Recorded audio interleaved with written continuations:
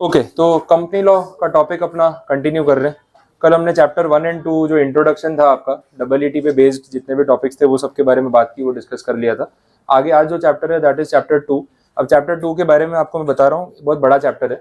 तो इंस्टीट्यूट को पता था कि इतना बड़ा चैप्टर अगर एक साथ रख दिया तो आपके लिए प्रिपेयर करना प्रॉब्लमैटिक होगा, तो उन्होंने उसको पार्ट्स में डिवाइड किया है। तो चैप्टर 2 में 6 पार्ट्स हैं, ए से लेके एफ तक। तो अपने एक एक करके उसको पढ़ेंगे, तो क्या पर पार्ट आप उसको 1 चैप्टर काउंट कर लो, तो उतने ज्यादा पेजेस एक साथ आपको लर्न नहीं करने पड़ेंगे। आप एक एक करके भी प्रिपेयर करोगे तो हो जाएगा। जो टेस्ट के लिए मैं प्रिपरेशन आपको करवाऊंगा उसमें भी हम एक साथ पूरा ये चैप्टर नहीं रखेंगे, ये पूरा सेकंड चैप्टर में 2 पार्ट्स में डिवाइड कर दूंगा। तो ए से लेके एफ तक जो 6 टॉपिक्स हैं, 3-3 टॉपिक का टेस्ट एक साथ होगा, तो आपको प्रिपेयर करने के लिए प्रॉपर टाइम भी मिल जाएगा, तो कोई प्रॉब्लम नहीं। ठीक है, तो इसमें जो फर्स्ट पार्ट है दैट इज पार्ट ए, उसमें बात हो रही है meaning and type of share capital. ये पूरा टॉपिक आपने 12th स्टैंडर्ड में पढ़ा था। ठीक है, कैपिटल क्या होती है, शेयर कैपिटल में अलग अलग क्या टाइप्स होते हैं, वो सारी बातें हो रही है। तो एक बार हमें सिर्फ उसको रिवाइज ही करना है। तो स्टार्ट करते हैं। कैपिटल टर्म जो है उसका क्या मीनिंग है हम जानते हैं। बिजनेस में जो पैसा आप लगा रहे हो दैट इज कैपिटल। अब जब कंपनी की बात होती है तो कैपिटल कंट्रीब्यूट करने वाले काफी लोग होते हैं, वो भी हमने देखा। तो टोटल कैपिटल जो भी कंपनी की है उसमें हर एक का हिस्सा होता है।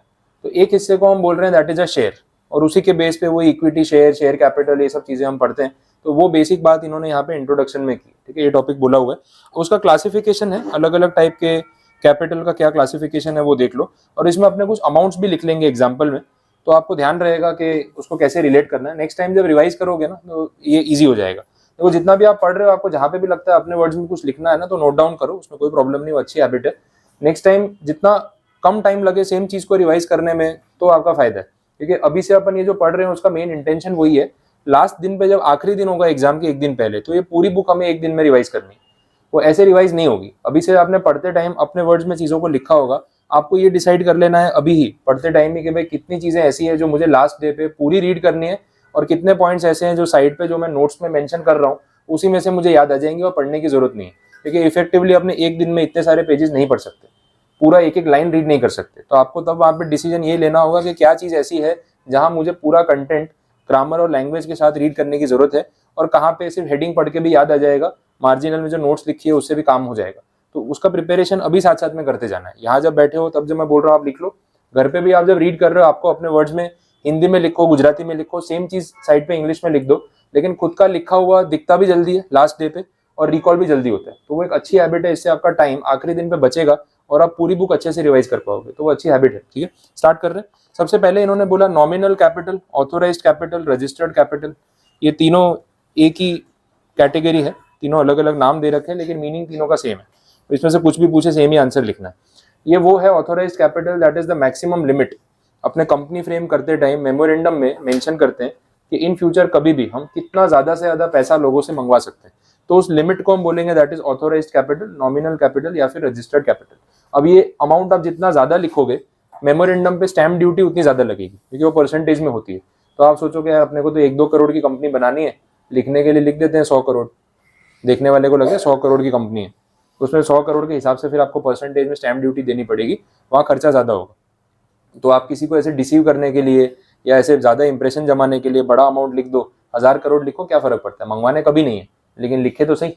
तो ऐसा काम करने की जरूरत नहीं है, जितना है उस रेंज में आप लिखोगे तो ठीक है। तो अपने यहाँ पे कुछ अमाउंट ऐसे अज्यूम कर लेते हैं कि भाई कितना नॉमिनल या ऑथोराइज कैपिटल कितना रखना है, तो बाकी की सारी चीजें उसके साथ लिंक कर पाएंगे। अमाउंट अज्यूम कर लेते हैं, सपोज 25 करोड़ ऑथोराइज कैपिटल रख लेते हैं, 25 करोड़। अब साइड पे सिर्फ इतना नंबर लिख लो, तो क्या बाकी की चीजें इजी रिलेट हो जाएंगी, ज्यादा सोचना नहीं पड़ेगा। अब ये मैक्सिमम लिमिट रखी है ना कि ज्यादा से ज्यादा कभी जरूरत पड़ी तो 25 करोड़ रुपए तक हम जाएंगे, उससे ऊपर अभी रेज करने का नहीं सोचा है। हाँ, इन फ्यूचर आप सोचोगे 25 करोड़ से भी ऊपर पैसा चाहिए तो कोई बड़ा प्रॉब्लम नहीं है, मेमोरेंडम को ऑल्टर करके ऑथोराइज कैपिटल की लिमिट बढ़ा देंगे, जो डिफरेंस की स्टैम्प ड्यूटी है वो पे कर देंगे, एंड देन पैसा रेज कर लेंगे। तो ऐसा कुछ नहीं कि इससे आगे आप बढ़ नहीं पाओगे, रिस्ट्रिक्शन आ जाएगा, कोई प्रॉब्लम नहीं। तो ये लिमिट रख दी। अब इशूड कैपिटल जो नेक्स्ट पॉइंट बोला, उसका मतलब ये है कि अभी फिलहाल कितना पैसा चाहिए, कितना शेयर लोगों को ऑफर कर रहे हो और कितने पैसे इकट्ठे कर रहे हो, तो वो अमाउंट अपने अज्यूम कर लेते हैं 10 करोड़ कि 10 करोड़ के शेयर हमने लोगों को ऑफर किए कि भाई 10 करोड़ रुपए हमें दे दो, इतने के शेयर लेके जाओ ताकि हम अपना बिजनेस आगे स्टार्ट कर सके। तो issued capital is offered capital, कितना आपने लोगों को शेयर ऑफर किया और कितने पैसे आप मांग रहे हो। अच्छा, जितना आप ऑफर करोगे जरूरी है सारे शेयर बिक जाएंगे, ऐसा हो सकता है कुछ अनसोल्ड रह जाए। अब हमने देखा है कि वो लिस्टिंग के लिए एक क्राइटेरिया होता है कि भाई 90% सब्सक्रिप्शन आना चाहिए ना। 10 करोड़ के शेयर ऑफर कर रहे हो तो कम से कम 9 करोड़ के बिकने चाहिए।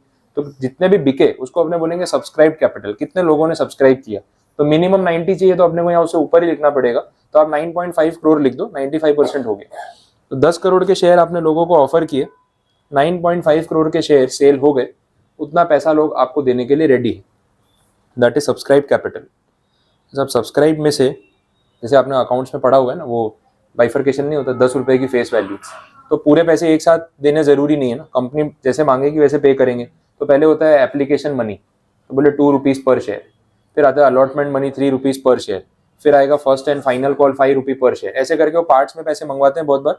तो बोला कि जितना पैसा आप अभी मंगवा रहे हो ये 9.5 करोड़ में से, दैट इज कॉल्ड अप, और जितना नहीं मंगवा रहे हो वो अनकॉल्ड, बाद में मंगवाएंगे, ठीक है। तो कॉल्ड अप कैपिटल का simple meaning that portion of subscribe capital which is called और डिमांडेड फ्रॉम द इन्वेस्टर्स कि भाई अभी आपको ये पे करना है, तो उसको अपने कॉल्ड अप कैपिटल बोल सकते हैं। रिमेनिंग जो होगा वो अनकॉल्ड होगा। तो ये भी अज्यूम कर लेते हैं ना, 9.5 करोड़ था ना, अपने अज्यूम कर लेते हैं कि 50% पैसा मंगवा लिया, 9.5 में से 50% हो गया 4.75, और 10 रुपए के शेयर में बोला अभी 5-5 रुपए दे दो, ठीक है। तो 4.75 करोड़ अपन ने मंगा लिया, वो हो गया कॉल्ड अप, और रिमेनिंग 4.75 जो है वो हो गया अनकॉल्ड, वो अभी नहीं मंगवाया, जब कॉल करेंगे तब आपको पे करना रहेगा। अच्छा, 4.75 करोड़ मंगवाया, दैट इज कॉल्ड अप। तो जरूरी है जितना पैसा मंगवाया होगा उतना आ ही जाएगा, होता है ऐसा? जितना पैसा जिससे मांगो जिस टाइम पे वो दे ही देगा, ऐसा होता है क्या? कोई ना कोई तो होगा जो डिले करेगा, पे नहीं करेगा, 4 फोन करने पड़ेंगे, ऐसे भी तो होते हैं। तो उसकी भी कैटेगरी यहाँ पे कंसिडर की गई है। कॉल्ड अप में से बोला पेड अप, जैसे 4.75 अपन ने मंगवाया था, अपने अज्यूम कर लेते हैं 4.5 आ गया, तो 4.5 करोड़ लोगों ने पे कर दिया, पर वो 0.25 करोड़ वाले कुछ हैं जिनसे पैसे मंगवा रहे हैं लेकिन अभी तक दिए नहीं है, तो उनको अपने बोलते हैं कॉल्स इन अरियर्स, वो कैटेगरी के हो गए, ठीक है। तो पेड अप वो जो पैसा आ चुका है, जो मंगवाया था उसमें से जो आ चुका है, तो कॉल्ड अप में से जो आ गया वो पेड अप, जो नहीं आया वो कॉल्स इन अरियर्स, ठीक है। ये दो कैटेगरी में आप बांट सकते हो। तो 4.5 करोड़ को आप लिख लो पेड अप, बाकी का 0.25 करके लिख लो, that is calls in arrears, pending amount अभी तक नहीं आया, ठीक है। तो ये सारे टर्म्स रिलेट हो गए, ओके। नेक्स्ट बोला प्रेफरेंस एंड इक्विटी, ये भी आपने स्कूल में पढ़ा हुआ है, प्रेफरेंस शेयर, इक्विटी शेयर्स। अब दोनों में क्यों ऐसा डिफरेंस है, क्या फर्क है, आपको कुछ ध्यान है, पॉइंट्स तो बता सकते हो। डेफिनेशन ऐसे वर्ड टू वर्ड नहीं चाहिए, मीनिंग बता दो मोर देन एनी। जो प्रेफरेंस शेयर्स होते हैं उसमें हमें पहले डिविडेंड मिलता है, अगर वाइंड अप के टाइम पे भी हमें पहले पैसा पहले मिल जाएगा, और डिविडेंड भी पहले मिलेगा, अच्छा बाद में मिलेगा। और डिविडेंड का रेट प्रेफरेंस वालों में कैसा रहता है, फिक्स रहता है, फिक्स रहता है, और इक्विटी वालों को फ्लक्चुएटिंग, जैसा प्रॉफिट होगा वैसा। तो ये है ना, प्रेफरेंस शेयर होल्डर वो है जो रिस्क लेने में बिल्कुल इंटरेस्टेड नहीं है, उनको डर लगता है पैसा डूबना नहीं चाहिए, तो भाई बाकी लोगों का पैसा डूबे पहले हमारा दे देना, उस टाइप के इन्वेस्टर हैं। बोला फिक्स डिविडेंड दे दो, लालच भी नहीं है हमको और रिस्क भी नहीं लेना है, फिक्स डिविडेंड फिक्स परसेंटेज पे दो, बाकी शेयर होल्डर से पहले पैसा दे दो, प्रेफरेंस मिलना चाहिए, तो इसलिए प्रेफरेंस शेयर होल्डर्स। और जब कंपनी बंद होगी तो वाइंडिंग अप के टाइम पे आउटसाइडर्स को पे करने के बाद, लायबिलिटीज पे करने के बाद, जब कैपिटल बांटने का मौका आएगा तो भी हम पहले आके खड़े रहेंगे, पहले पैसे हमें चाहिए, उसके बाद जो बचेगा बाकी लोगों को देना। तो जो दूसरी कैटेगरी है, बोले हम तो रिस्क लेने को रेडी है, कुछ एडवेंचर करेंगे, तूफानी करेंगे, तभी तो कुछ पैसे कमाएंगे। तो डिविडेंड में भी हमको कोई परसेंटेज का फिक्स नहीं है, ज्यादा प्रॉफिट होगा कंपनी का तो ज्यादा डिविडेंड देना, कम होगा तो कम देना, चलेगा। वाइंडिंग अप के टाइम पे भी ये जो बेचारे डर रहे हैं उनको पहले पैसा दे दो, हम बाद में पैसा ले लेंगे तो भी चलेगा। तो वो कौन है, वो इक्विटी शेयर होल्डर्स है। तो ये दो कैटेगरी में डिवीजन किया। अब अगर आपको एक्सप्लेन करने को बोलते हैं व्हाट इज प्रेफरेंस शेयर और हुआ प्रेफरेंस शेयर होल्डर्स, तो ये दो कंडीशन मेंशन करनी है, डिविडेंड वाली, फिक्स रेट पे पहले मिलेगा, और वाइंडिंग अप वाली, यही दो कंडीशन आपके आंसर का पार्ट होगी। अब इसके अलावा आप कितना भी घुमाते फिराते रहो, जितना भी लिखोगे मार्क्स नहीं मिलेंगे, ये दो पॉइंट स्पेसिफिक है तो मेंशन करनी है, clear. And remaining are equity share holders. तो इसमें इतना एक्सप्लेनेशन है प्रेफरेंस को लेके। इक्विटी में और कुछ बोला है? इक्विटी में टाइप आता है, आगे आएगा तो बताऊंगा, अभी जाने देते हैं। अब प्रेफरेंस शेयर के भी कुछ टाइप दे रखे हैं, ये भी आपकी 12th की थियरी का पार्ट है। जहाँ तक मुझे ध्यान है, शेयर कैपिटल वाले चैप्टर की थियरी में 1 मार्क के क्वेश्चन आते थे। Cumulative shares, non cumulative shares, कुछ आइडिया किसी को कौन से होते हैं? Cumulative, non cumulative? नहीं, वो कन्वर्टेबल है। हाँ, जो डिविडेंड है ना, अगर इस साल नहीं मिला, नहीं पे कर पाए, तो नेक्स्ट ईयर पे करेंगे, ये वाले साल का भी पे करेंगे, तो बोलते हैं क्यूमुलेटिव, अक्यूमुलेट होता जाएगा, जितने भी साल का डिविडेंड अरियर में है वो सारा मिलेगा। नॉन क्यूमुलेटिव में ऐसा है कि इस साल अगर डिविडेंड देना होगा तो देंगे, नहीं दिया तो इस साल का भूल जाओ, फिर अगले साल की अगले साल देखेंगे। तो ईयरली कैलकुलेशन होगा, कोई पुराना पैसा अरियर वाला हम आपको अक्यूमुलेट करके पे नहीं करने वाले। तो क्यूमुलेटिव है, नॉन क्यूमुलेटिव, ये मीनिंग होता है। दूसरा कन्वर्टेबल नॉन कन्वर्टेबल, जो आपने बोला कि दूसरी सिक्योरिटी में कन्वर्ट हो जाएंगे, तो प्रेफरेंस वाले इक्विटी में कन्वर्ट हो जाएंगे, ऐसा कुछ, that is convertible and non convertible.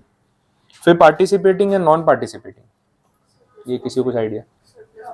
Surplus profit में, एग्जैक्टली। पार्टिसिपेटिंग का मतलब वो कि जब कंपनी वाइंड अप हो रही है तो पहले आउटसाइडर्स को पे करते हैं, फिर प्रेफरेंस वालों को, फिर इक्विटी वालों को। अगर उसके बाद भी कुछ सरप्लस बच गया तो वो किसका?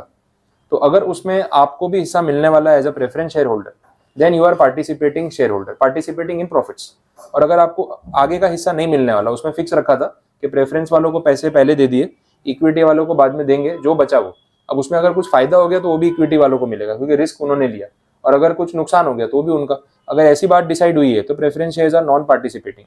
इन general preference shares non participating ही होते हैं, पार्टिसिपेटिंग बहुत कम होते हैं, स्पेसिफिकली बोला हो तो ही होते हैं, क्योंकि उसका पर्पस ही वही है ना। प्रेफरेंस वाला वो है जो डर रहा है, अब डर रहा है, फिक्स डिविडेंड मांग रहा है, पहले डिविडेंड मांग रहा है, कैपिटल पहले मांग रहा है। इक्विटी वाले रिस्क ले रहे हैं कि जो होगा देख लेंगे, फिर बाद में जो सरप्लस बच गया तो वो बेनिफिट भी तो उनको मिलना चाहिए जिन्होंने पूरा टाइम रिस्क लिया। जो सेफ प्ले कर रहे थे फिर बाद में बोले अब हमको भी सरप्लस चाहिए, तो ये लोग क्यों पे करेंगे? वो अलाउ नहीं करेंगे ना। तो यूजुअली प्रेफरेंस शेयर्स वाले पार्टिसिपेटिंग नहीं होते, बट अगर कंपनी ने पहले से डॉक्यूमेंट इशू करते टाइम उनको पार्टिसिपेटिंग बोला हुआ है और वैसे ट्रीट किया हुआ है तो ठीक है, वो फ्लेक्सिबल है कि दोनों ऑप्शन हो सकते हैं। लास्ट पॉइंट में बोला रिडीमेबल नॉन रिडीमेबल। रिडीमेबल वो जो एक पॉइंट के बाद वापस ले लिए जाएंगे, कि आज शेयर ले लो, 5 साल 10 साल 20 साल 30 साल के बाद वापस देने पड़ेंगे और पैसे लेके जाना, उसकी एक डेडलाइन है, लाइफ टाइम है, एक लिमिटेशन है। और इरिडीमेबल वाले मतलब ये परमानेंट है। प्रेफरेंस शेयर्स कभी इरिडीमेबल होते नहीं है, प्रेफरेंस शेयर्स की मैक्सिमम लाइफ 30 ईयर्स तक जा सकती है। इक्विटी शेयर्स जो है वो परपेचुअल होते हैं, जब तक कंपनी रहेगी तब तक इक्विटी शेयर रहेंगे। मतलब आपने कंपनी के शेयर 50 साल पहले खरीदे, आज भी कंपनी एग्जिस्ट करती है तो वो शेयर आज भी वैलिड है, उसकी कोई एक्सपायरी डेट नहीं।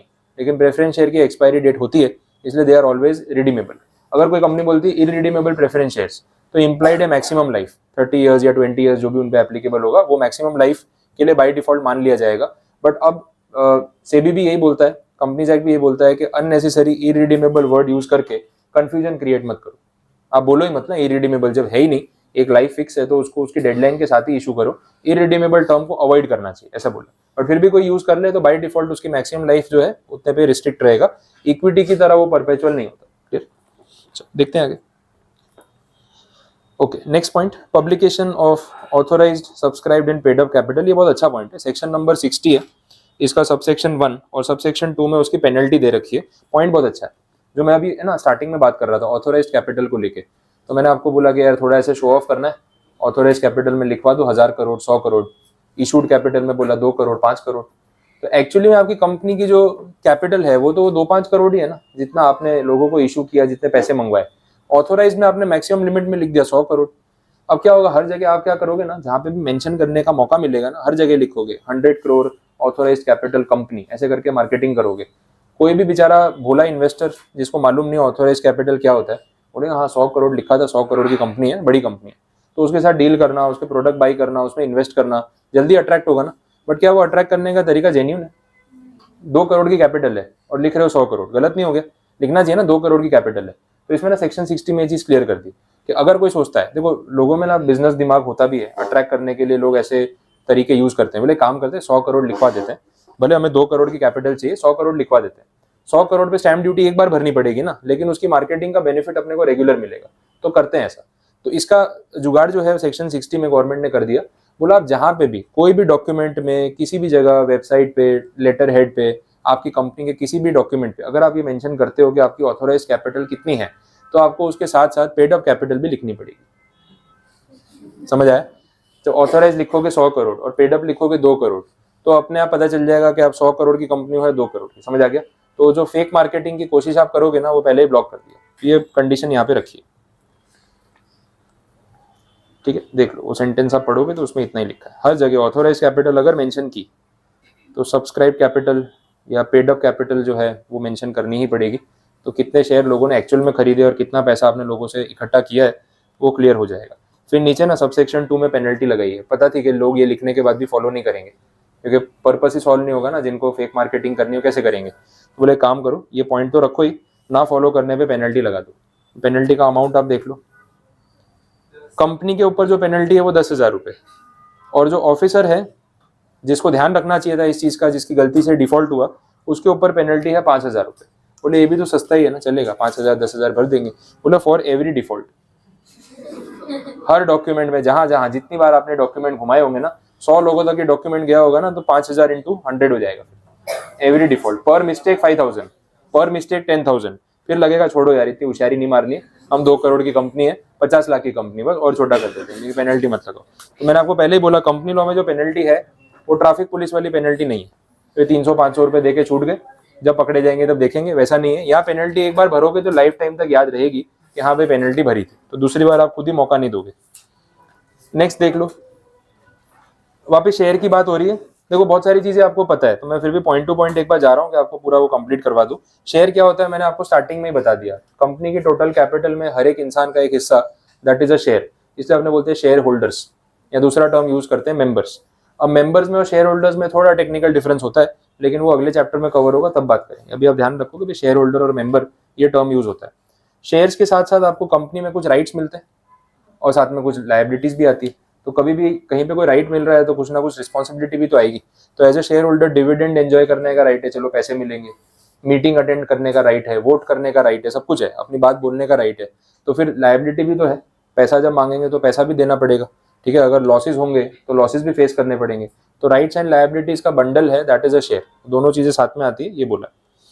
सेक्शन 44 का जो रेफरेंस दे रहे हैं उसमें सिर्फ इतना बता रहे हैं कि जो शेयर आप परचेज कर रहे हो that is a movable property, तो उसको मूवेबल गुड्स की तरह इजीली खरीदा बेचा जा सकता है।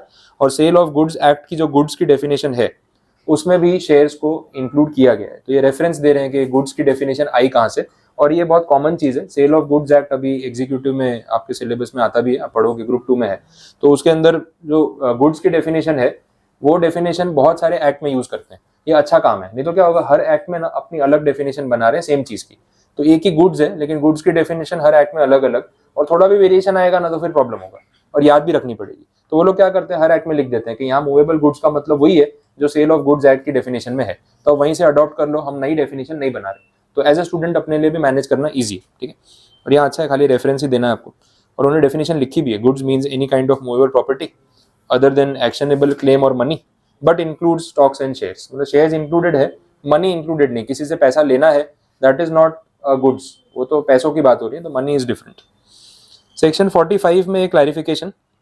अब ये जो पॉइंट है ये थोड़ा सा आउटडेटेड भी है लेकिन स्टिल एग्जिस्ट करता है, तो इसको रूल आउट नहीं कर सकते टोटली। शेयर्स का जो सिस्टम है आजकल, जो ट्रेडिंग हो रही है, वो सारा डीमैट है, आपको पता है। मोबाइल में लेफ्ट स्वाइप राइट स्वाइप करो, टिंडर वाला नहीं, शेयर में, हाँ ठीक है, बाई और सेल वाला। तो वहाँ पे ऐसा है कि आप परचेज करो, सेल करो, विद इन सेकेंड्स वो हो सकता है। पहले क्या होता था, शेयर्स में आपको फिजिकली वो सर्टिफिकेट के थ्रू सेल परचेज करना होता था, तो फिजिकल डॉक्यूमेंट्स होते थे। अब फिजिकल डॉक्यूमेंट्स में और डीमैट में डिफरेंस है, काफी डिफरेंस है। डीमैट बहुत ईजी हो गया और इसकी वजह से काफी लोग स्टॉक मार्केट में आए जो लोग पहले नहीं आते थे। बोले सिस्टम नहीं पता है, कहाँ से शेयर लेना है, सर्टिफिकेट आएगा, बेचना कैसे, खरीदना कैसे। मोबाइल ऐप तो कोई भी यूज कर रहा है, तो इससे क्या, स्टॉक मार्केट में इन्वेस्ट करने वाले लोग बढ़ गए जब से डीमैट सिस्टम आया। अब आज की डेट में मार्केट में 99.99% डीमैट है। कितनी कंपनीज ने तो कंपलसरी कर दिया कि भाई हमारे शेयर हम खरीदने हैं तो डीमैट में ही खरीदो, फिजिकल सर्टिफिकेट वाला सिस्टम हमने बंद कर दिया। बट कुछ कंपनीज ने अभी भी कंटिन्यू रखा है, जिनको लगता है कि हमारे इन्वेस्टर भाई एजेड हैं, पुराने लोग हैं, कब से इन्वेस्ट करके बैठे हैं, तो उनके लिए हम कंटिन्यू करना चाहते हैं तो कर सकते हैं। अब जो पहले सर्टिफिकेट आते थे उसमें क्या होता है, जैसे कंपनी ने टोटल 10,000 शेयर्स ऑफर किए, तो 10,000 शेयर्स का हर शेयर का एक यूनिक नंबर होता था, डिस्टिंक्ट आइडेंटिटी नंबर। तो अगर आपने शेयर खरीदे, सपोज 50 शेयर खरीदे, तो आपका शेयर सर्टिफिकेट आता था, उस पर लिखा होता था share number 201 to share number 250, तो ये 50 शेयर आपके। फिर उसके बाद किसी और को शेयर नंबर 251 टू 350 आपके।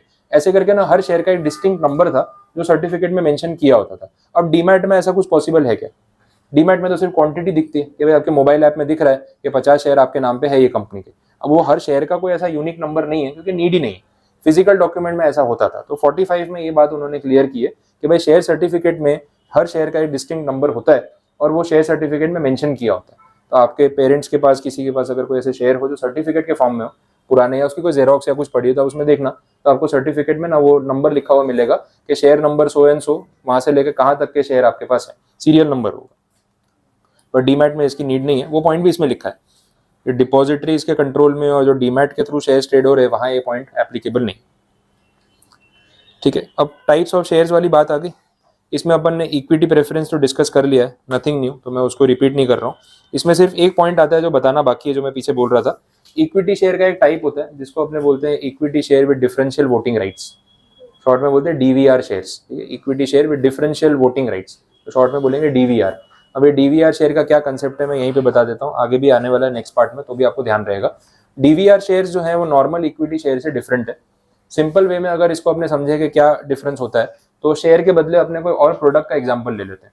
जैसे फॉर एग्जांपल आप गाड़ी खरीद रहे हो, टू व्हीलर खरीद रहे हो, या मोबाइल फोन का एग्जांपल ले लो, तो पता है एक ही हैंडसेट है, एक ही गाड़ी है, लेकिन उसके वेरिएंट होते हैं। ऐसा आपने कभी देखा?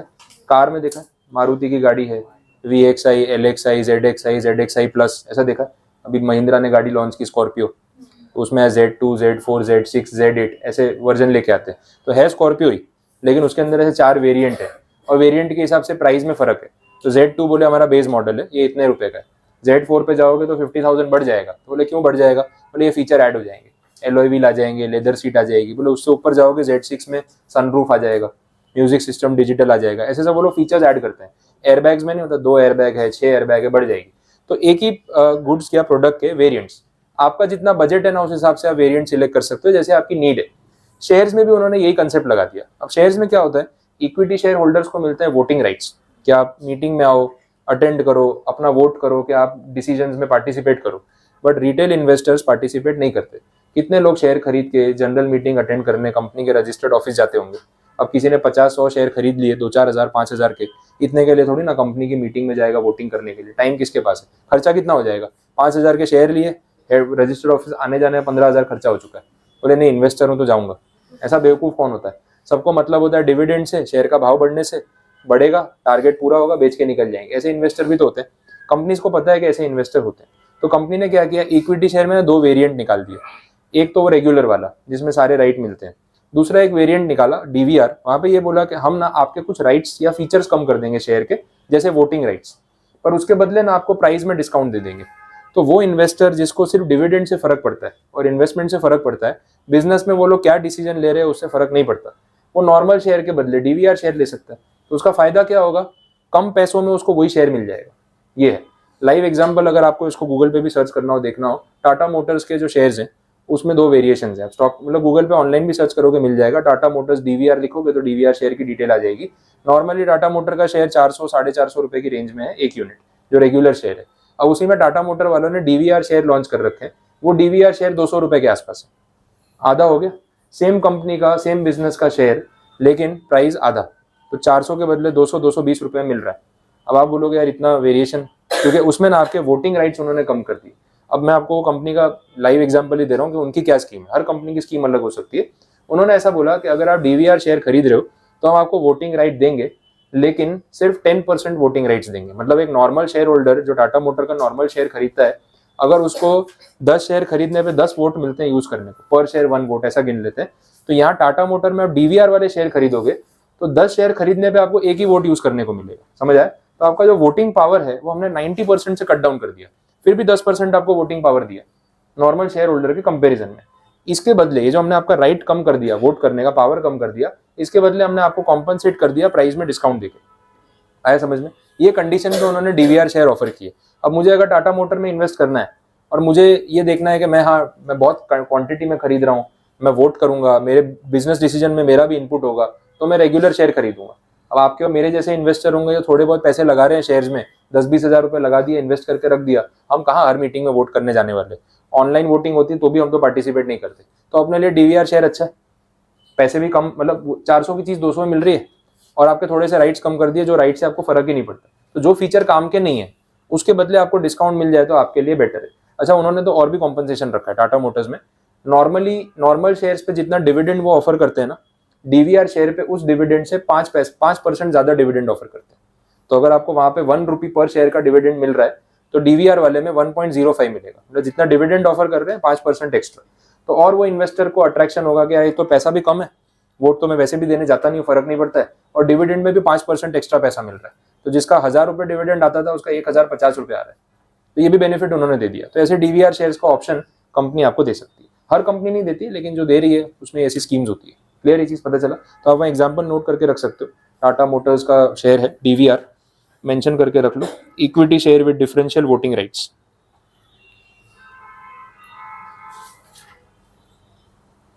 ये इसमें जो 3 वो राउंड बुलेट वाले पॉइंट्स है ना, उसमें लिखा है। कॉमन स्टॉक वाला वर्ड दिख रहा होगा, उसके ऊपर वाला जस्ट जो पॉइंट है उसमें डिफरेंशियल वोटिंग राइट्स की बात हो रही है, जो मैंने आपको बोली। द इक्विटी शेयर कैपिटल सब divided into shares with equal voting rights and shares with differential voting rights as to dividend voting or otherwise, तो इनको बोलते हैं DVR शेयर्स। क्लियर है? चलो, तो शेयर के सारे टाइप कंप्लीट बस। तो इसके साथ अपना 2A वाला पार्ट खत्म। अब 2B नया टॉपिक है, वो कल से कंटिन्यू करेंगे। आज के लिए इतना ही।